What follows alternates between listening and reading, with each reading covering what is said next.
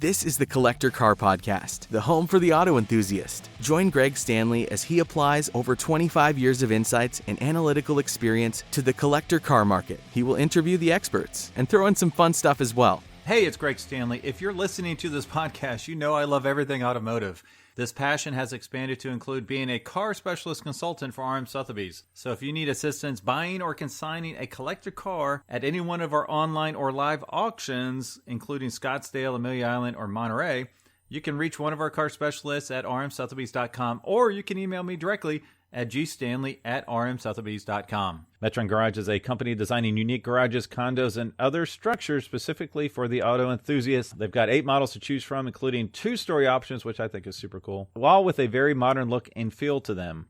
And they come in all sizes, and they're fully customizable. You can check out them today and start speccing your own ultimate garage at metrongarage.com, where you can request a catalog or talk to someone to learn more. So be sure to check it out. I just want to give a quick thanks to Euro Classics for sponsoring this episode.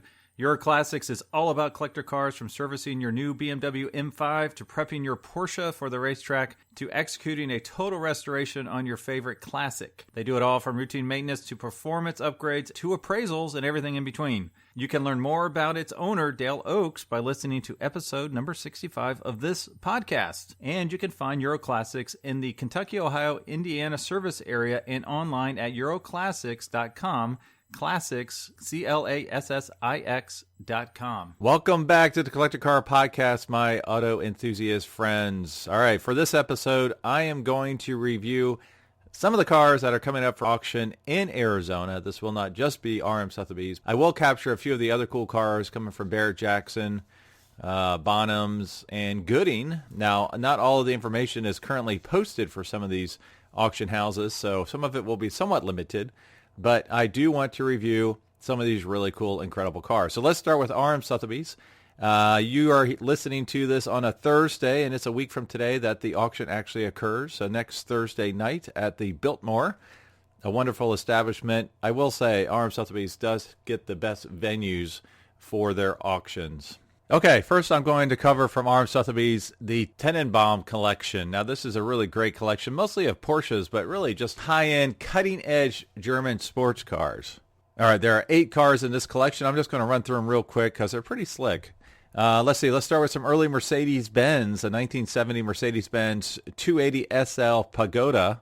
Those are the nice little 2-seaters. That have really gone up recently, surprisingly, in the marketplace. This one's estimated 60 to 80 grand, which is what they typically sell for. So I'm curious to see if it goes above that. The next one is a sister car to that. It's actually the 1971 Mercedes-Benz 280 SE 3.5 Cabriolet. So the nice big 4-seater convertible. This estimate is $300,000 to $350,000. And then the third Mercedes in this group is one that I think everybody should buy right now because they're never going to go down again. The 2011 Mercedes-Benz SLS AMG Coupe. This is the modern version of the Gullwing. Estimate on this car is $225,000 to $275,000. And like I said, they are never going to go down again. Now, the convertible version of that car, that one, those have been appreciating along with the Gullwing. I don't think they're as bulletproof valuation-wise as the Gullwings. Gullwings are just so iconic, and they haven't made them since 1950s. So get those while you can. All right, let's move into some Porsches. A really rare one is the 1989 Porsche 911 Turbo Flat-Nose Targa. You can take those or leave those. I know some people love them, some people hate them. I'm kind of in between. I'm starting to like them more as I see more of them. The estimate on this car is $350,000 to $450,000. The next one's a 1994 Porsche 911 Turbo S, another flat nose, but not a Targa. Now, this is apparently an extremely rare version. The estimate on this one is $800,000 to $1.1 million. Wow. It's a lot of money for a Porsche from the 1990s. And then the next one's a 1987 Porsche 959, estimate 1.2 to 1.5. And if you listen to my episode a couple weeks ago, the most valuable Porsches of all time, the 959s are really on a tear right now, going up in value. This one has a pretty accurate estimate, 1.2 to 1.5. And then 2 more big hitters on the list here. The 2005 Porsche Carrera GT, estimate 1 to 1.3. Those have basically doubled in price over the last 4 to 5 years. And then you've got the big Porsche 918 from 2005.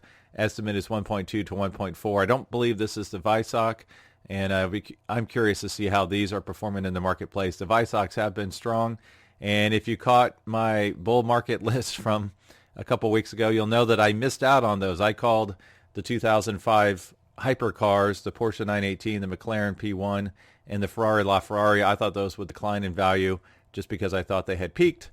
No, that is not correct. They went down briefly, but now all three of them are appreciating in the marketplace. Okay, let's move on to some of the cool star cars at the Arizona auction. The big star car is the 1955 Mercedes-Benz 300 SL, the Gullwing, the original, but this is one of the 29, I believe, alloy cars. Now, the estimate on this is $7 to $9 million. Now, a couple of the bullet points here. It's one of the very few alloy cars to retain its numbers-matching 3-liter NSL engine and original alloy body, and it's silver gray with blue gabardine fabric and blue vinyl interior. Pretty cool. So that's a very rare car. It does come with the Rudge wheels, which adds typically $50,000 to $75,000 on the price of the car. Now, the next one is the 1931 Duesenberg Model J Tourster. This estimate is $2.75 to $3.25 million. Now, this is just one of 8 authentic Durham Roadsters. Retains its original chassis, firewall, engine, and coachwork, which is pretty rare in these Duesenbergs. And that was actually restored by RM Auto Restorations. Next is the 1971 Ferrari 365 GTS 4 Daytona Spider. Now, this is a real Spider. They only made 121 Spiders, and this is the 31st of 120 examples built. Estimate on this one is 2.4 to 2.8, which is really fascinating because depending on the car, sometimes the convertible is worth less than the coupe or hardtop. A great example are Porsches. Typically, the 911 non-convertible is worth more than the convertible. Now, in this case, because I only made 121 of them, the convertible is worth approximately 4 times as much as the coupe, which is why you've seen some they're called cut Daytona Spiders, coupe that the top was removed, and it depends on who removed the top and when they did it as far as the value. They'll never be worth as much as an original, but they are worth more than the coupes.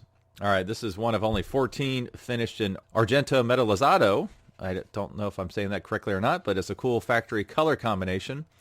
Okay, next is the 1965 Ferrari 275 GTB. This is one of the prettiest cars in the world. Estimate on this is $1.5 to $2 million. One of approximately 250 short-nosed examples, and retains its number-matching V12 engine. It was owned by the same person for 36 years. Pretty cool. Beautiful car. Next is a 1988 Cinta Moroder. I don't know if I'm saying that right or not, but it's a V16 crazy car. Estimates $9 to $1.2 million.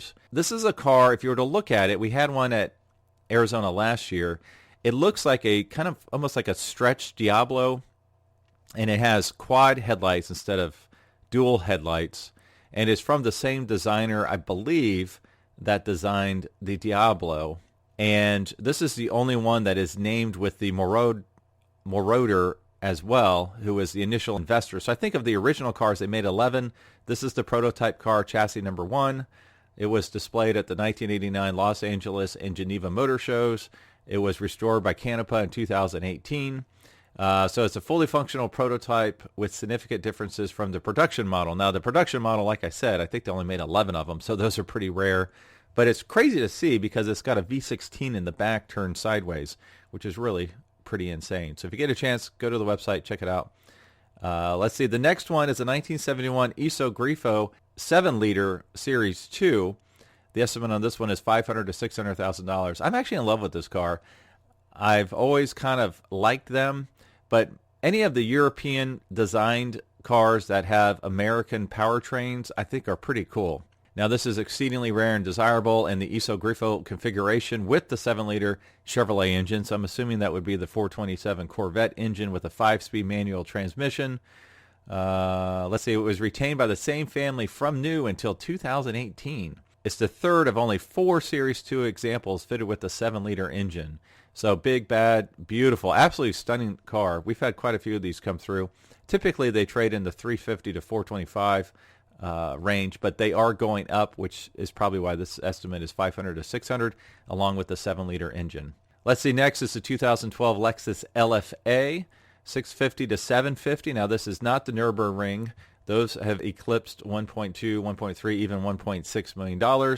This is the base, but this is a really cool one. It's white with like a pumpkin interior, which I wouldn't go for initially, but man, when you see it in person, it is absolutely gorgeous. Now, the thing about the LFAs is they have that glorious 4.8 V10 engine, 552 horsepower, and a 6-speed automated manual transmission.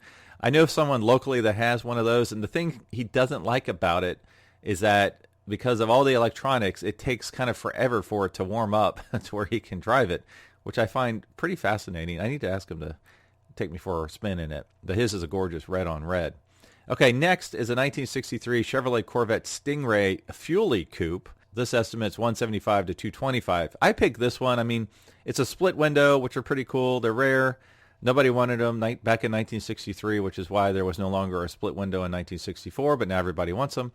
I picked this one not because it's a Fuelie. That's really cool. Not because it's a 4-speed. That's really cool. But because of the color combination. It's a gorgeous Sebring silver over red interior. Absolutely gorgeous color combo. The Europeans do that color combo fantastically. Is that even a word? I don't know. But they do it to a high level. There's a lot of silver with red interior European cars that look amazing. It's rare that you see it on an American car, much less a Corvette. So great color combinations. And then the last one I'll cover for RM Sotheby's is a 1951 Porsche 356 split window coupe. You don't see these split windows that often. It's an early outstanding award-winning example. Estimate on this is $550,000 to $600,000. Apparently, they only made 749 Pre-A 5-digit Reuter coupes. That's pretty specific. Original colors. So this is just a really cool early 356 split window. You don't see them that often. I mean, the first year of the 356 was the 1948 Gamoon Porsches. So this is only 3 years into the production. Very early, cool cars. All right, next, let's move to Barrett Jackson. I'm just picking 3 cars from Barrett Jackson that kind of caught my eye. Pretty much 3 cars from the other auction houses that caught my eye. Barrett Jackson is pretty interesting. I mean, it's a lot of muscle cars. It's a lot of resto mods. You know, a lot of the stuff at Barrett you see every day. Still really cool stuff. I'd love to have any of it in my garage. So it's kind of hard to pick out something that was truly interesting and special. But I did find 3. Let's see. Well, actually 2 cars and one that's not even a car, which is very interesting. The first one is a 1987 Buick Grand National. It's a Fast and Furious movie car. I just picked this because Grand Nationals are iconic. This car was used in the Fast and Furious movie. It's one of 2 remaining movie cars after production ended, with the other being made to drive in reverse. So it is powered by its turbocharged 3.8-liter engine, made it to an automatic transmission. This movie car was customized with a fake passenger seat attached to the roll cage, and it was customized so someone could stand on the floorboard. This was done so that actress Michelle Rodriguez could crawl out the window onto the hood of the car. It was fitted with Wilwood brakes. I don't know if you could drive it on the street. I'm assuming you could. It sounds like you could. But that's pretty cool. You know, these Fast and Furious cars have gone through the roof, especially the ones that were owned by Paul Walker and his personal collection. We had like the 5 BMW lightweights sell recently for record prices. I'm just curious to see the impact of the Fast and the Furious on not a star car or a hero car, but one that was in the movie briefly. While I'm talking about it, actually, there is another Buick Grand National. I believe it's at Barrett Jackson, and apparently it was the very last one made. It wasn't a GNX version, but it was the very last Buick Grand National made, and apparently the couple that bought it new are the ones that are selling it. And when they picked it up at the factory, they had all of the line workers sign the car, which is pretty cool, and then they put it, I think, in their living room, where it stayed forever. Maybe it wasn't in their living room, but it only has like 30 miles on it. It's the very last Buick Grand National ever made. I want to say the estimate is something crazy, like $500,000, which to me is insane. I mean, if a mint, no mileage Buick Grand National is selling for $150,000 because it's the last one, does that triple the value? I don't think so. So I'm curious to see what that one does. There is, actually, I'm just going to kind of talk about a few other cars I forgot about here. All right, so there is a 1965 Shelby GT350, one of my favorite cars, at Barrett Jackson. I'm just curious to see what that one sells for. Those are very rare, only 562 of those built. Curious to see what the market trend will be on that car. And then there is a cool 1970 Ford Mustang 428 Super Cobra Jet convertible pace car. I've seen this car in Mustang Monthly like 20 years ago. It's one of 10 cars that were ordered from American Raceway International for their pace cars. They had 5 convertibles built. So this is one of 5. If you just take the fact that it's a big block Super Cobra Jet convertible, I believe in 1970, Ford only made about 30 or 40 of those. So that's a rare beast to begin with. And then you add in the pace car aspect of it. You know, Barrett doesn't really give estimates. I'm curious to see what this one sells for. Nobody really, in my mind, really cares that it was a pace car for the American Raceway International. So what do you do with the car? I don't think it would be driven. It's restored to a very high level. And it's a cool car, so I'm curious to see what that one sells for. And it's grabber green, which is a cool color, but it has to be done just right. Okay, the one I'm most interested in is not actually a car at Barrett Jackson. They are now selling a NFT, so I'm curious to see what the 2022 NFT 1978 Porsche 928 Risky Business Movie Car Elite sells for. So this is not a vehicle. So NFT stands for non-fungible token. And the way I understand this, Hagerty just had a wonderful article about this that went through it.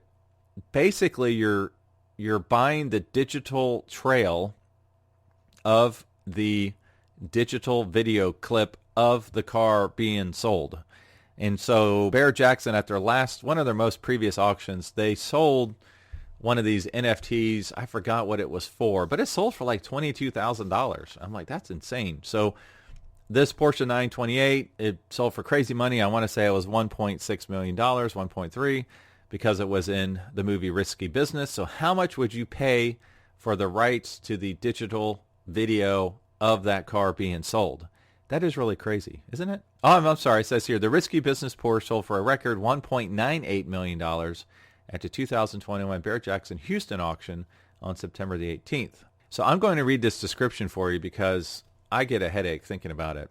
This Moto Club Spark NFT commemorates the Barrett Jackson sale of this 1978 Porsche 928 Risky Business movie car and is available as the following Sparks: 1x illustration, 1x video, and 3x images for you to enjoy in your Motor Club digital wallet.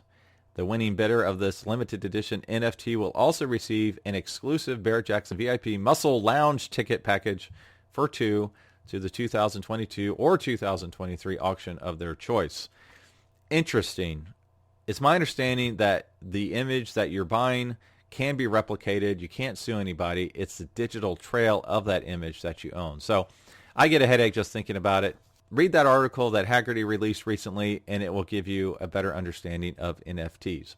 Okay, from Gooding, they're only doing an online sale this year. They're not physically at Arizona, and they don't have any descriptions yet.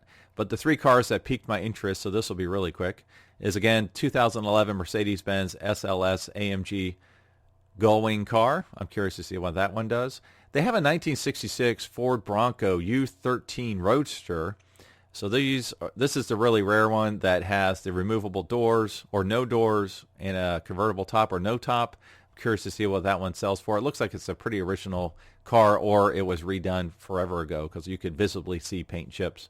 And then the last one at Gooding is a 1957 Porsche 356A Speedster. I'm just curious to see what that one sells for. And then lastly, we'll cover Bonhams, 3 cars at Bonhams that piqued my interest. A 1994 Lamborghini Diablo Vt, $200,000 to $250,000. Diablos have not appreciated as much in the marketplace as the Countachs have and some of the later 6-speed Murcielagos. Curious to see what that one does. The VTs are the ones to have. It's sinister black on black with red accents on the interior. Apparently it's a low mileage example. And then the next one's a 1967 Porsche 911 S 2.0 soft window Targa. I'm curious about that. Estimates 180 to 220. That's a desirable and rare soft window Targa top in top-of-the-line S specifications. Matching numbers examples, restored in the original exterior color of Bahama yellow. I'm not a big fan of that. It's kind of like a mustard orange yellow. Among the rarest 911 models ever produced, a true collector's icon. and also offered with Porsche issued certificate of authenticity and the owner's manual. And the last car I'm interested in, 1969 Mercedes-Benz 280 SL, for the reasons I mentioned before. RM has one, the estimate's $60,000 to $80,000. The one at Bonhams, the estimate is $175,000 to $225,000. Seems extremely high, but apparently it's an exquisite nut and bolt restoration recently completed by a marque specialist. Apparently it is the quality of the restoration that is the reason for the high estimate for this car. So very curious to see what happens. So as always, thank you for listening, and I will talk to all of you next week. Thanks for listening to the Collector Car Podcast. Don't forget to give us a nice rating on iTunes and be sure to follow us on Instagram and everywhere else at the Collector Car Podcast.